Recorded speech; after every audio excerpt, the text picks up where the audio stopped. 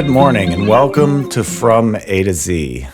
I'm gonna do just like kind of a quick brain dump on some things. This isn't really structured too much. It's just a lot that's been going on through my mind, which it was the last episode also. But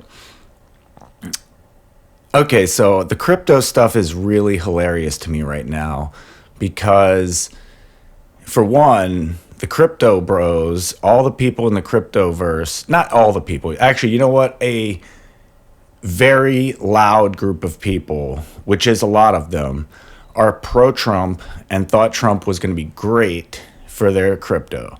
And the scammer is scamming them too, and I don't think they're willing to admit it yet.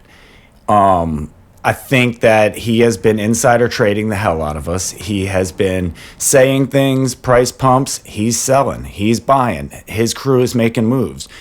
We're seeing large purchases by people that we've never seen before in the space. We're seeing large sales by people we've never seen before, like new wallets. And that doesn't mean anything, but we know that this guy's a scammer. He's a grifter, and he found an easy grift because cryptocurrency is an easy grift. Like, I'm not saying, like, you know me, cryptocurrency is not a scam. I believe crypto is going to be a valuable technology for the future, but it is also really easy to scam with right now because it doesn't have the proper regulation and, proper place in society to kind of prevent that from happening. Like, it's kind of like when, drugs were illegal. Like, when weed was illegal, you had to buy it from sketchy places. Now that it's legal, you just go to the head shop. So, like, as long as cryptocurrency is being treated in a gray area, there's going to be gray area things going on. And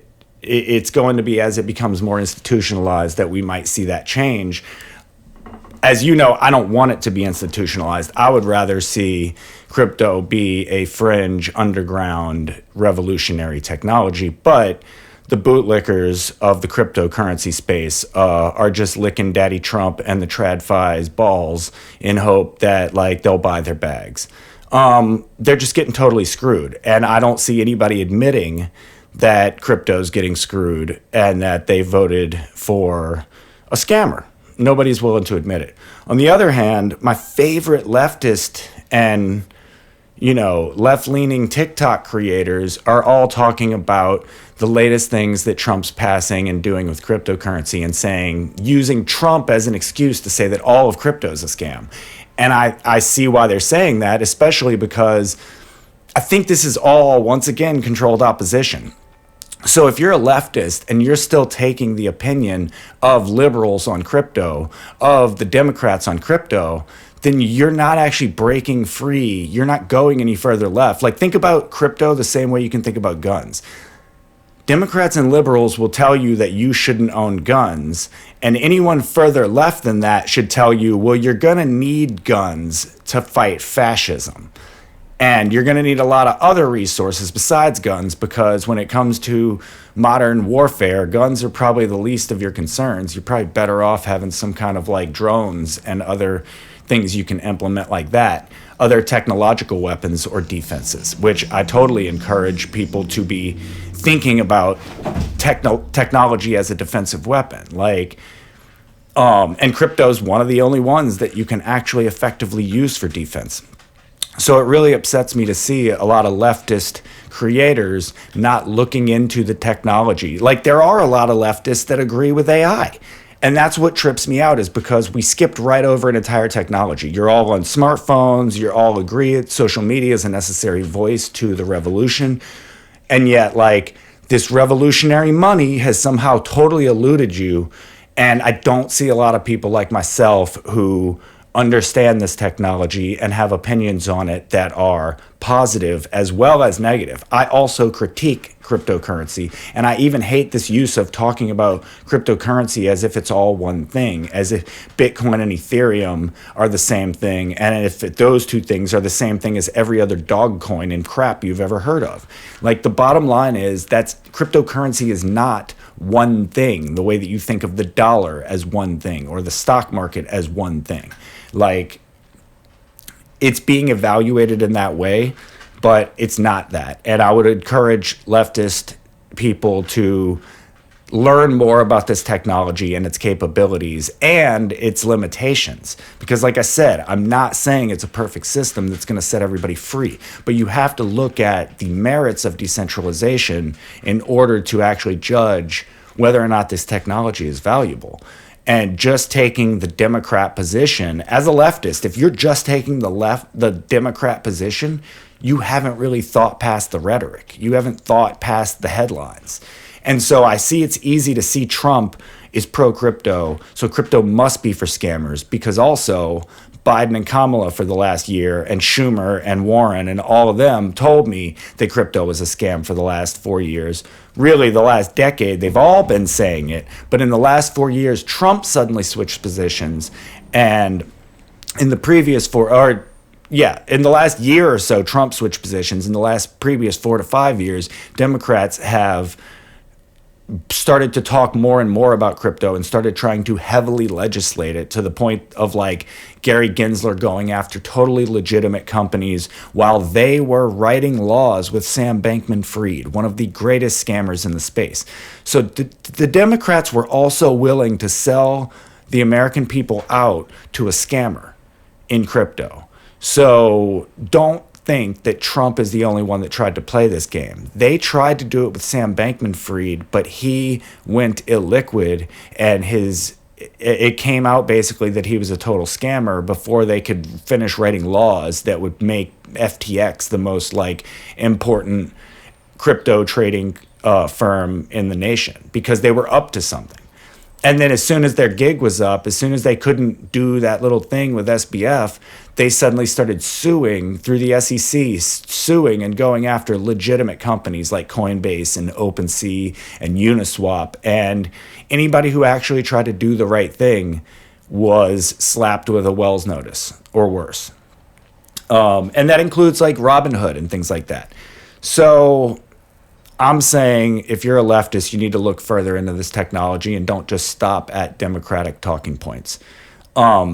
I think that the Democrats have been controlled opposition the entire time in cryptocurrency, meaning if I'm right, and a lot of people are right, and cryptocurrency is actually a decentralized currency that allows for global interaction, decentralized meaning that the nodes that run this network are all over the world. They're everywhere. So no one government can shut this down. If the United States were to ban all cryptocurrency, the rest of the world would still be using it. When China banned Bitcoin, the rest of the world was still using it. Hash rate dropped for a week and then jumped right back up. And when you go look at it right now, China still has a large percentage of the hash rate. So even their moves to ban it or outlaw it or limit it didn't really work, because it's a decentralized technology. And in order to actually stop a decentralized technology, you would have to go after every node in every country. I don't think that people understand how important that is. Like when we talk about workers' rights and labor rights and just community, do you not think that it's important to have technologies that no one nation state can destroy? Don't you think that for an international communication between all of the working class requires not just social media, but also money that we can use to fund each other? Do you understand how important cryptocurrency was to Ukraine when it first started popping off? I don't think that people really have thought through this technology. They just go through the headlines and they just respond quickly and they just say, well, Democrats didn't like it, so it's bad. And Trump does like it, so it's bad. And they just come to the conclusion it's bad without doing much more research. Or in the financially illiterate's case, they just don't like money at all. So it's money, so it must be evil. It must be bad. And the news only tells you about the Bored Apes and the dog coins and the bullshit. And if you're not actually trying to do research, funny thing is, most people come to the technology for the money part. I actually watched videos and learned about Ethereum a long time before I ever used it. And I was like, oh, that's interesting, but I didn't really get it. And it wasn't until I, as an artist, came to, like, I was trying to escape the overlords of Spotify and streaming and just these terrible ways to release music, and I was looking for something new, and I came upon NFTs. And NFTs are a flawed product, period. But the ideas that it put into my head about, digital ownership, the biggest thing was artist royalties. The idea that, like, when someone sold an artwork, a percentage of the sale would go back to the original artist, and this verifiable ownership and the trail of ownership of a piece of art. And I thought that was really important, and that led me into learning more about decentralized finance and how these things work. And once I learned about decentralized finance, I was like, this is the most revolutionary thing in the world. This is what every marginalized group needs. Decentralized finance allows you to put your money into a decentralized network, and then you take that Ethereum or Bitcoin and you put it into a smart contract, and that smart contract then allows you to borrow money against it. You can use that as collateral to then borrow dollars permissionlessly. Meaning you don't have to walk into a bank. You don't have to get your credit score hit. You don't need to, like, ask permission to do this thing. You just do it because you are in control of your money.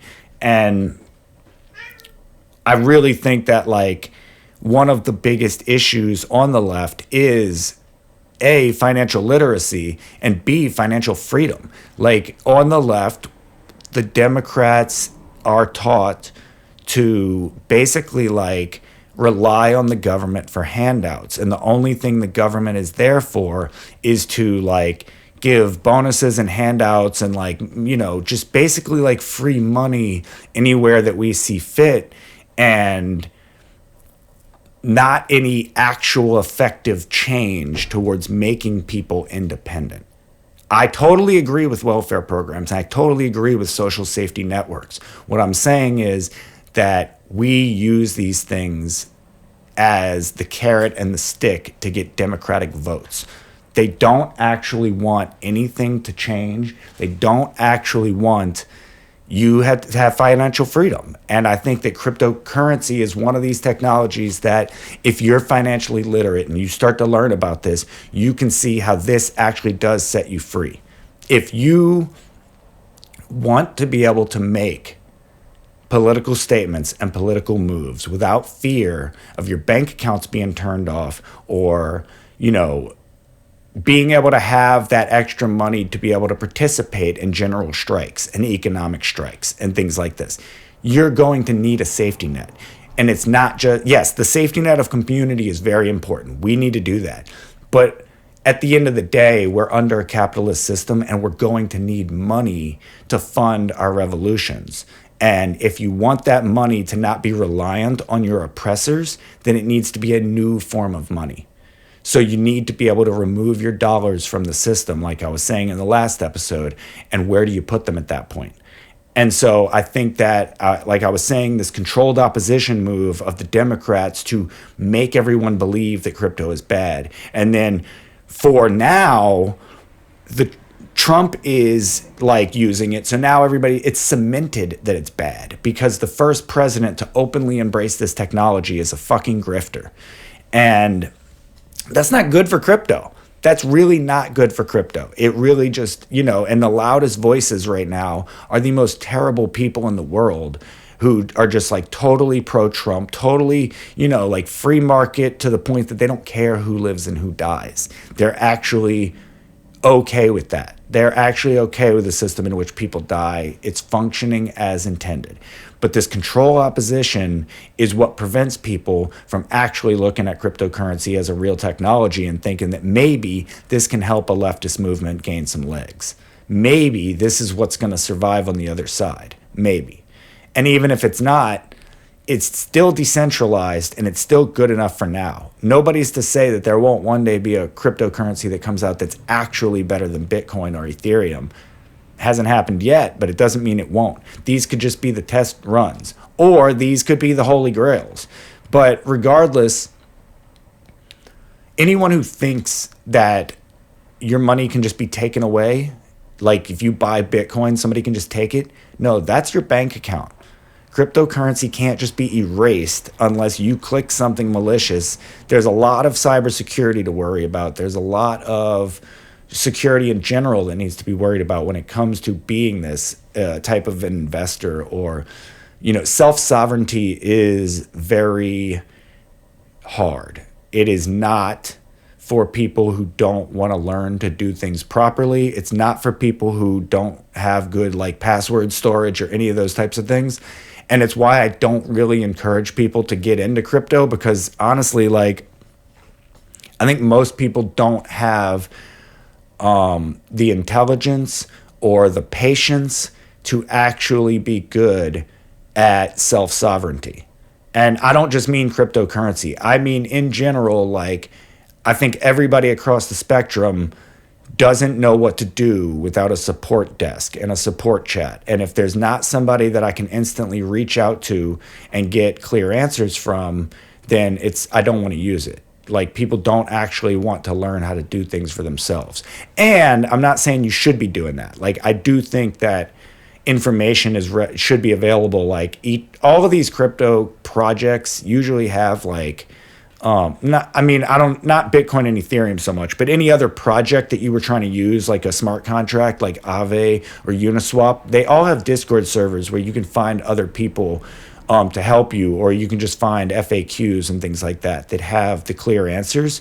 But then you have to worry about the social part of you might end up with scammers in your DM because it's Discord or Telegram. And I just think that people are lacking the skills to actually understand what self-sovereignty is and how to utilize it. And I think that self-sovereignty gets caught up in this whole, rugged individualism thing. And I think that cryptocurrency and self-sovereignty and the sovereign individual, all these things in general have been rolled together to be negative for a lot of people, because people think in order to embrace these ideals, you have to let go of the society and you have to let go of socialist ideals and things like that. And I just don't think that's true. I think that there is a place for,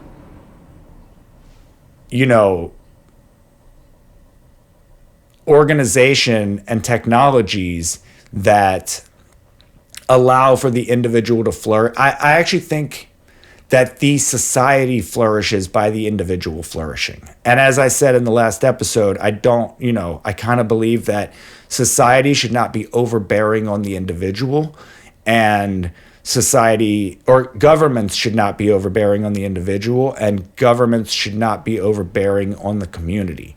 And so I think that we don't have this good balance of push and pull between community and individualism. We're basically rugged individuals, and people who want to move more to a better society think that individualism is evil.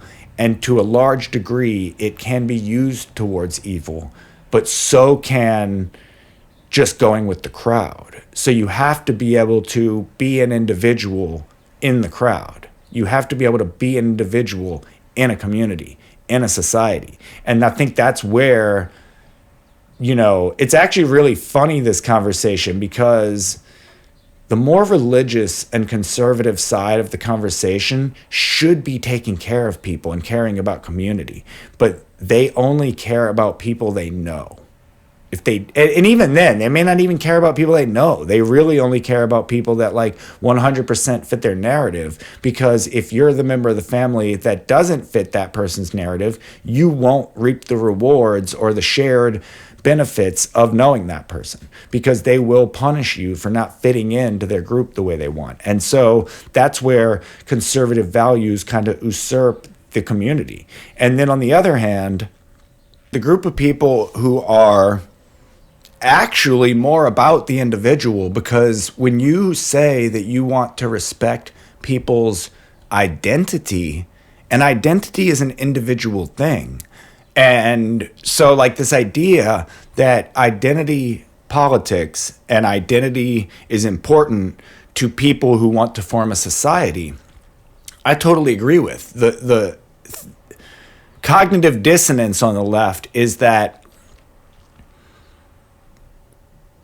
We actually need to be strong, independent individuals in order to create a society of individualists.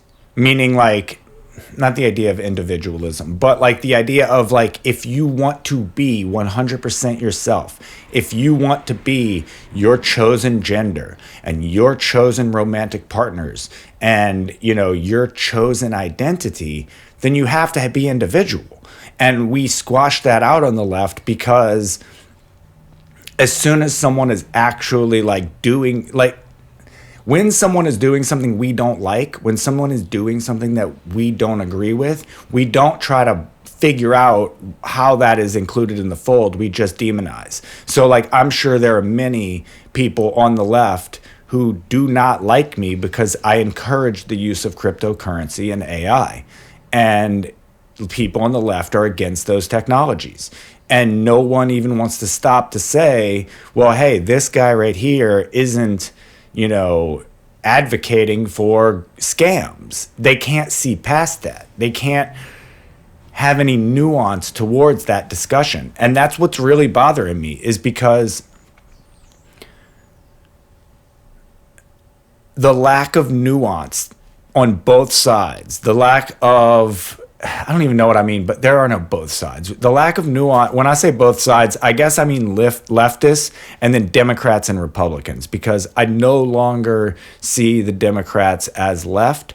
I think they are 100% a right-leaning party. You know, to give that some context, not just the controlled opposition of, you know, the crypto stuff, because they're clearly benefiting from all of Trump's, I forgot to mention this, laws. Trump is putting new laws into effect, and like even Democrats are voting for these cryptocurrency laws.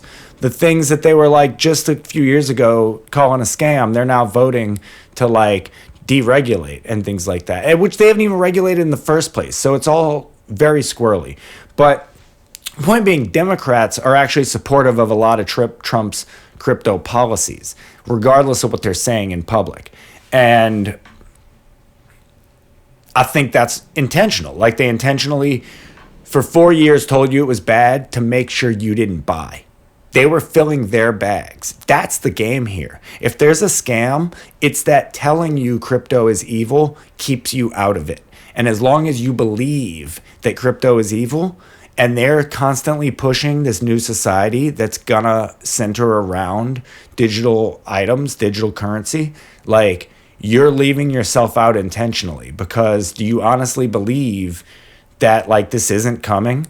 And even if you do, like, I don't get it, because I don't see how anyone says crypto is a scam, but also dollars are a scam, and everything's a scam. And so there's no, like, what is the monetary transition between capitalism and communism? Like, we're not going to go straight into a communist or a socialist society. There is an in-between state where we are going to be, like, heavily transitioning from the way that things were into a new system, and chances are it won't be using the dollar. The dollar is the artifact of the old system. If we don't get rid of the dollar, then we're not a new system. I promise you that. And that is also where, like, USDC, for instance, is probably the scariest currency you can get into, because USDC is 100% compliant with the US government. And if the government reached out to Circle or Coinbase and told them to stop your USDC in its tracks, they can do that. They can't stop your Bitcoin. They can't stop your Ethereum. They can limit what you can do regarding U.S. companies, but they cannot prevent you from taking that money out of the system. They cannot prevent you from sending that money away. They cannot prevent you from doing a whole lot. USDC, they could freeze you in your tracks. And that's why I'm saying understanding this technology is important, because people believe that Bitcoin and Ethereum and all these things can be used in that way, and they can't. But USDC can, and other things can. So understanding these technologies is important.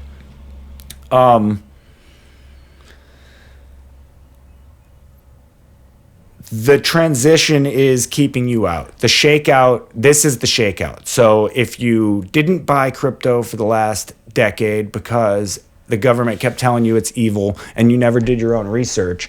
And then if you did buy cryptocurrency on the hope that, banks and governments were going to pump your bags, you're an idiot. Like, this is a shakeout. This is what's going on right now. This cryptocurrency shakeout is A, preventing leftists to never get in, and B, getting anyone who was a retail buyer over the last 5 or 6 years shook out. They want you scared. They want you believing that this isn't a good technology or that the price is too volatile and you're losing too much money. And more importantly, they want a recession. This recession coming is on purpose. Trump is doing everything he's doing on purpose. He is trying to crash the economy. And that's why I think supporters are so stupid. Matter of fact, I'm not even going to call y'all supporters anymore. Y'all are Trump swallowers and Elon swallowers. Y'all just swallow anything they put in your mouth. So yeah, this shakeout is trying to get people who already own crypto to sell it. And so they can buy it up. And once everything is on those rails, they want to just be in control of that new system. So the whole point of decentralization was to get this system in the hands of as many people as possible, to get it as far as possible. And we've had a decade to spread it.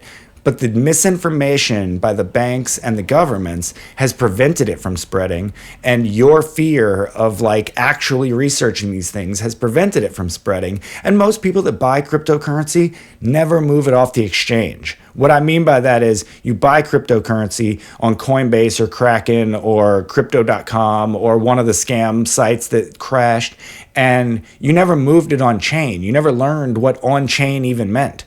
So you never actually used it in a decentralized fashion. You merely bought something on a website, just like a stock. And when it disappeared one day because of Chapter 11 or whatever, you thought, oh, well, this whole thing's a scam, just like everything else, because you never went that step to be actually on chain. And that's where it's hard, to understand, is you have to go from your bank to an exchange to on chain. Once you're on chain, you are sovereign and free. I don't know how to convey that without you doing it for yourself. You have to do it for yourself. It's amazing. But this whole thing's a shakeout, and that's what's going on right now. And I fully think that the recession is planned so that they can just buy all the assets. They know the dollar is worthless. They want the houses, the stocks, and the cryptocurrency. And if you're not doing enough to secure yourself, you're just going to get shook out. And I think it's so stupid that crypto people turned around and said, oh yeah, it's going to be a really good idea to have institutions and governments buying cryptocurrency and putting it on their balance sheet and on their reserves. And everybody just said that because they thought, oh, the number's going to go up.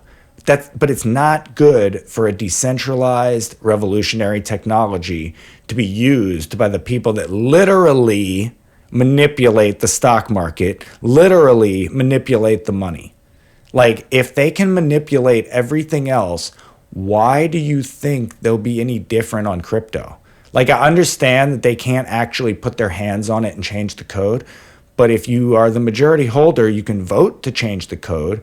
If you are the majority holder, you can swing the price, which we've seen. If you are able to swing the price, then you are able to change the environment to be whatever you want. So if you want a bunch of people who are over-invested in crypto to get destroyed, you can do that, because either you can swing the price so hard that they get scared and sell out at a low price, or in the case of people that use DeFi and leverage, you can swing the price enough to make sure that people's loans are reneged on, and then they get liquidated. And you can basically, this happens quite a lot in the cryptocurrency space, is that since it's very transparent, people say it's for money laundering and all this other stuff, there's a lot of transparency. So that stuff could be figured out if someone was actually looking to do it. So the money laundering thing is total FUD. Not saying it doesn't happen, but it's not easier to launder money with crypto than it is with cash. If I was going to launder money, I would do it with cash. way easier. So what ends up happening is when you can see who someone is on chain, you know their wallet, and then you can see that they have positions in loans. You can see like how leveraged they are. So you could see like, oh, if the price were to swing this far down, that person would lose a lot of money. And this is kind of like these coordinated attacks are actually how a lot of these crypto exchanges have been trying to do capture of each other. And there's a lot of dirt going on in the cryptocurrency space, but it's just like any other, overly capitalist space. Like, I'm not trying to deny the capitalist aspects of cryptocurrency. So I guess ideologically, I can see why leftists hate cryptocurrency because of its capitalist aspects. But unlike the rest of the capitalist market, it is a purely voluntary market. So I don't feel that same level of I don't feel guilty about what goes on in the crypto space because nobody there is there involuntarily. There's no forced labor wage, except, the dollars going in are already blood dollars. So I guess in that way, it is what it is. Regardless, I have to use the blood dollars. So, we've talked about ethical consumption, and I feel that crypto is more ethical, even if the business owners and the exchanges and the people now cooperating with banks are not ethical. You got to understand, these aren't the people writing the code, though. So I think that we really get it all conflated. We don't understand that crypto is not just its users, it's not just the exchanges, and more importantly, it's how the technology functions, and the code is the code.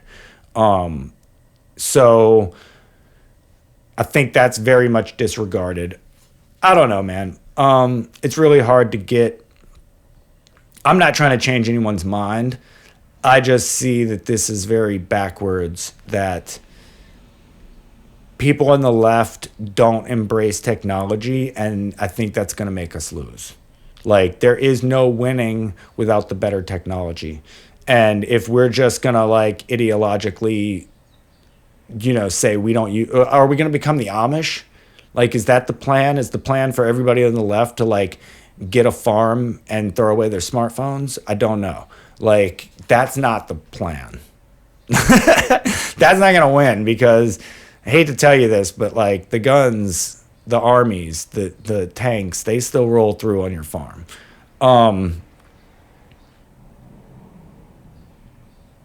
Yeah, so I'm all over the place on this one, but yeah, it's a shakeout. It is misinformation. It's controlled opposition. And I think that the people in crypto were stupid for trusting, Mango Mussolini.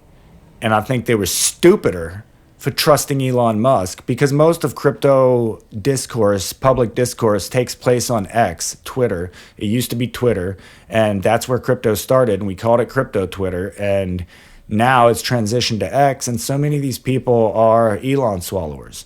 And so I'm sorry, the cryptocurrency space socially is pretty disgusting to me. There's a lot of people in the space that I lost respect for. There's a lot of people in the space that I knew because I came into crypto in 21, and I knew going into it, oh man, I probably wouldn't liked a lot of these people 2 years ago.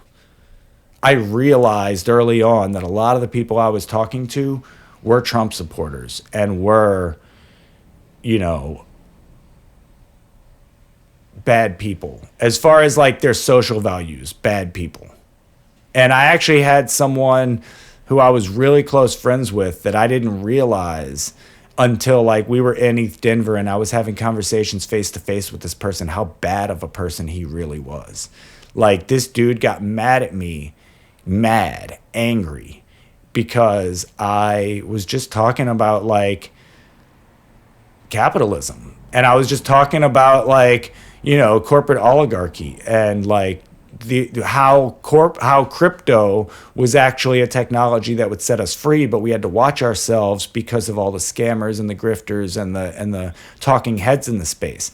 And this was in Ethereum Denver 23. And this dude got mad at me. He got angry at me and hated me after that. Like, he started treating me very badly. And I didn't understand what I did to this dude. We were best friends. We were working on a project together. And then, like, over that week together, he turned on me. And then when we got back, he got worse.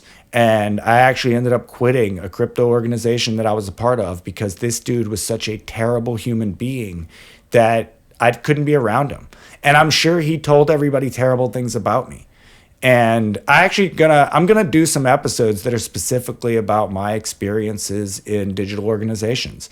So I guess what I'm saying is, if I am encouraging leftists to get into crypto, it's because I want better people in crypto, because the people that are here now are the wrong type of libertarians. They're the wrong type of conservatives. They are most of the people in crypto, maybe not most, but a lot of the people in crypto, especially the ones that have been in for a long time, are pretty actively terrible people and 100% okay with really shitty things happening to good people.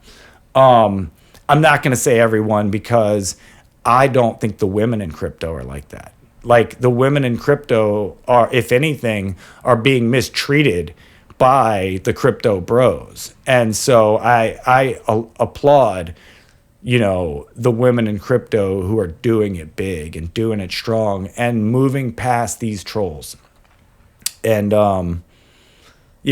so I think that that's another thing that leftists could be looking at, is like, stop looking at these talking heads on the news about crypto. Get into the space and see about, things like the SheFi organization. And from that rabbit hole right there, like SheFi and Boys Club, those are two threads you could pull on that you would find some ethical things going on in crypto. I think it's worth looking into. And so if there is a reason I'd be pushing for leftists to enter crypto and AI, it's because if you want values represented in these spaces, you got to show up. We got to change that. Like, that's why I'm doing this podcast. Like, I 100% have lost listeners and followers and friends over my crypto podcast, because on the left, people hate crypto. And a lot of my friends have reached out to me in DMs and like said terrible things to me. And just because I'm in crypto, said terrible things to me. And then on the other hand, all of the fans I made for this that are in crypto are watching this, and they hate me because they hate Biden and they think I'm a Biden supporter. And they don't like that. They're probably Trump swallowers.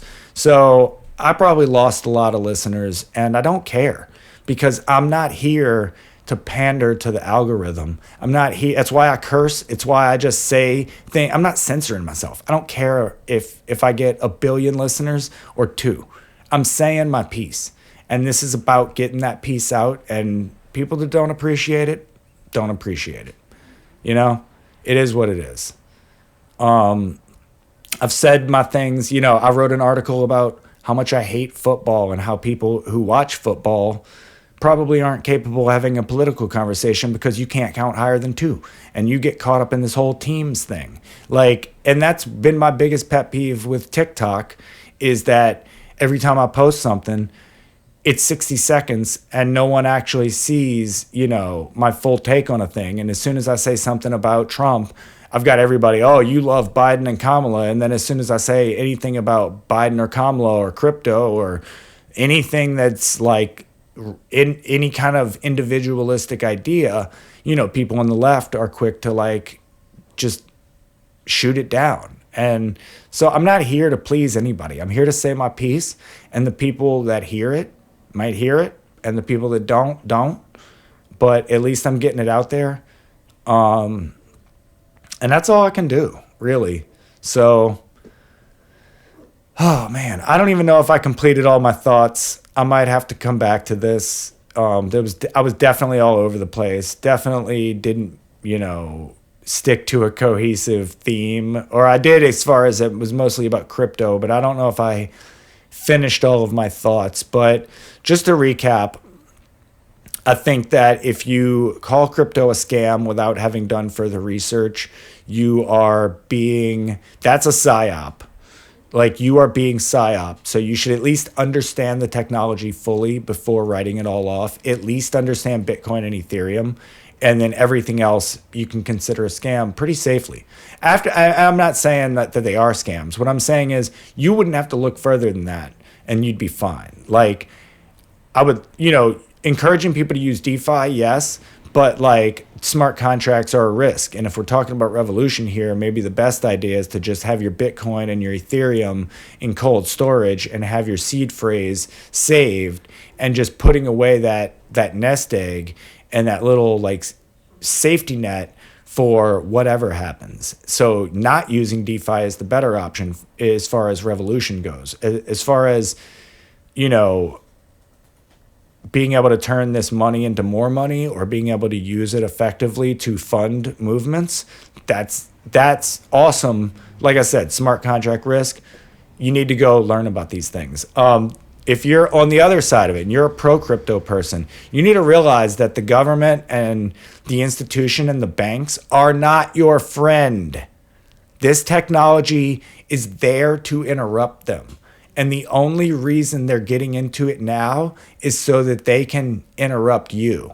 They want to get ahead of it. They want to make sure that they can be in control of this thing. And they want to make it as scary as possible for an individual to think about self-sovereignty. If you're going to buy Bitcoin and Ethereum, they want you holding it at Wells Fargo and Robinhood and E-Trade and everywhere else. They don't want you being self-sovereign and removing your money from their fractional reserve banking system, where essentially there's a spreadsheet and there's a website telling you have money, but they have already spent your money somewhere else. And the only time your money becomes realized is when you try to move it from one place to another.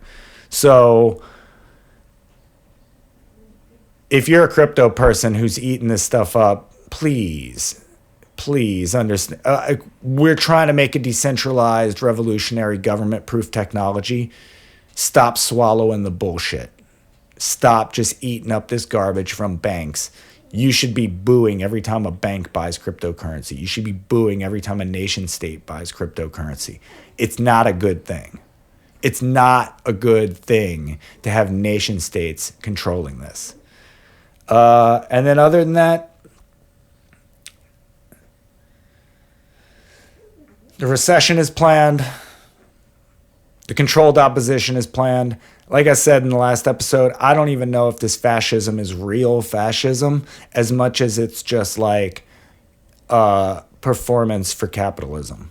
I think it's a performance to shake people out, because also if you're on the left and you think this is a real revolution, you're not even thinking about like your normal assets. You're not thinking about your bank account, your 401k, your house, or if you have any of these things. Like you're not thinking about how to get these things. So that's another type of shakeout, is if you're a young person right now thinking that your country's about to end, you're probably not thinking about your future. And that is a form of a shakeout. Like by preventing you from getting into the market, by preventing you from holding assets, 10 years from now, when everything's higher priced and the inflation has gone through the roof again, like you didn't do nothing about it.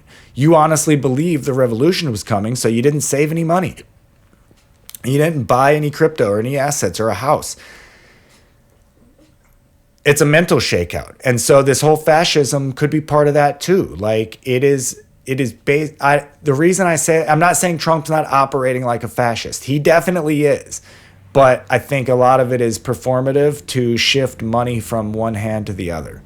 It's all the shifting of money. I don't believe that anyone is actually planning to. I don't think he's going to try to even stay past the 4 years. I think this was the whole goal. He's going to make so much money off of this. Like even the Russia stuff. Yeah, I'm taking that seriously. But like, do we honestly think Russia's going to take over Alaska and come for the United States? Like, do we really think that anybody would let that happen? Would the Democrats let that happen? Like, as much as I'm saying that the Democrats are letting Trump do what he wants, Are they actually dumb enough to sell our country to Russia? Are they actually greedy enough? So I think a lot of this is a psyop, and it's all a shakeout. And so put your mask on, prepare for turbulence, and get your skills up, get your money up, get your savings up, get your financial literacy up. Even if we're moving further left, financial literacy will be important for a long time. So get it. Stop making excuses why you can't be financially literate. And just stay strong, friends. I hope this was helpful, and I will see you in the next one. Thanks.